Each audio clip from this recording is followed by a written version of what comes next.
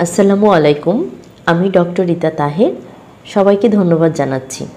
আজকে আমি কথা বলবো গর্ভবতী অবস্থায় গর্ভবতী মায়ের বাচ্চার হার্ট সাউন্ড কখন আসে এবং হার্ট সাউন্ড যদি কারো না আসে তাহলে তার করণীয় কী।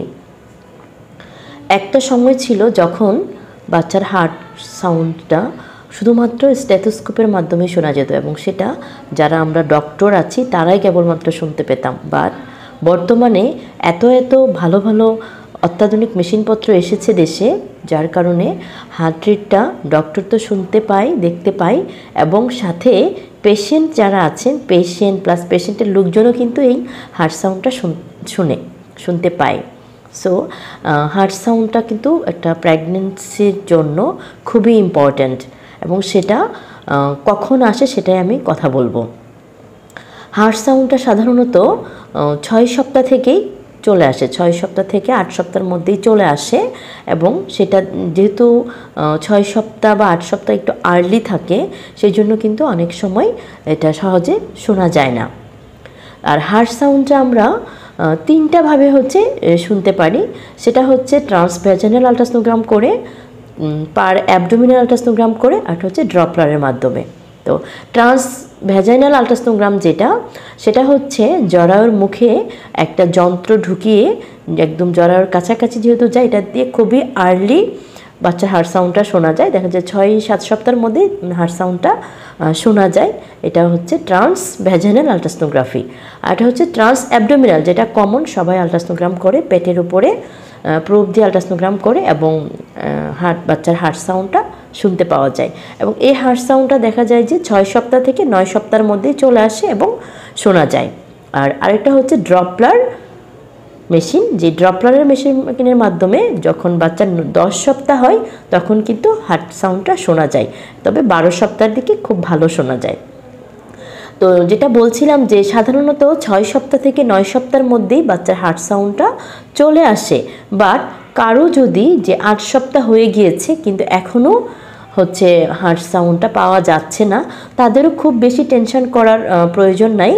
অনেক সময় দেখা যায় যে যাদের মাসিক অনিয়মিত থাকে বিশেষ করে, তাদের কিন্তু যে হয়তো মাসিকটা বন্ধ হয়েছে 2 মাস কিন্তু তার বাচ্চার হার্ট সাউন্ডটা আসছে না, বা স্যাকটা মানে বাচ্চার থলিটা আসছে কিন্তু হার্ট সাউন্ডটা এখনও আসে নাই।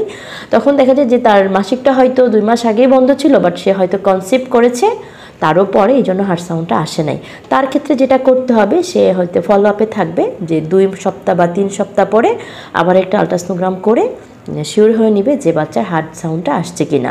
তো আশা করি তখন যদি তার সব কিছু ঠিক থাকে, কোনো কমপ্লেন না থাকে, তাহলে কিন্তু হার্ট সাউন্ড অনেকাংশেই চলে আসে।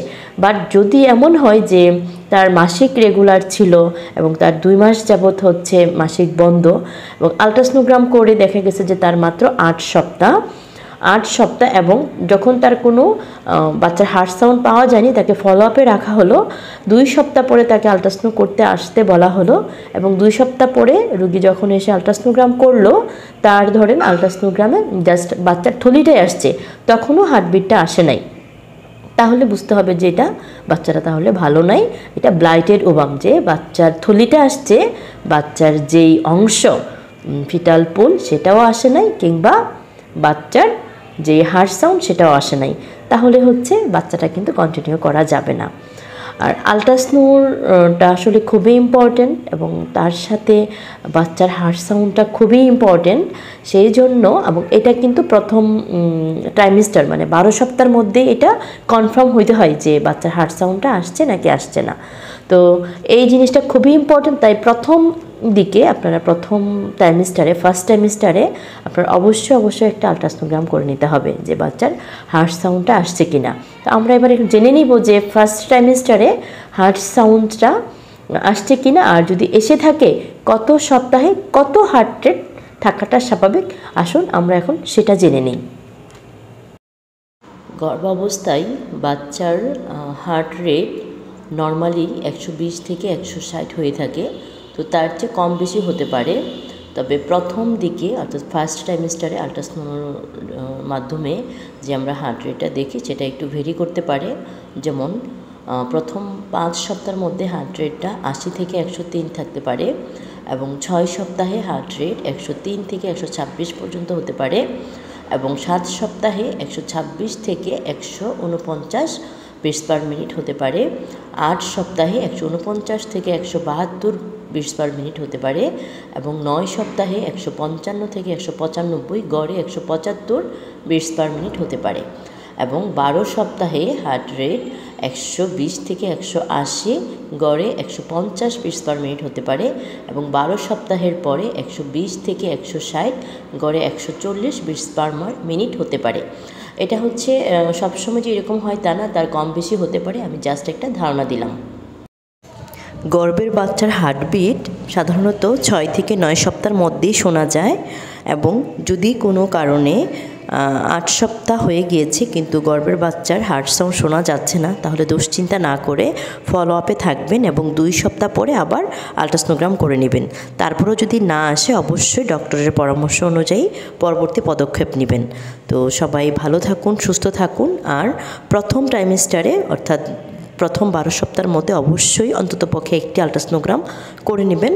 তাতে করে আপনার বাচ্চার হার্টবিটে আসছে নাকি আসে নাই সেটা কিন্তু আপনি নিশ্চিত হতে পারবেন। আর গর্ভের বাচ্চার হার্ট সাউন্ডটা খুবই ইম্পর্ট্যান্ট একটা প্রেগন্যান্সির জন্য।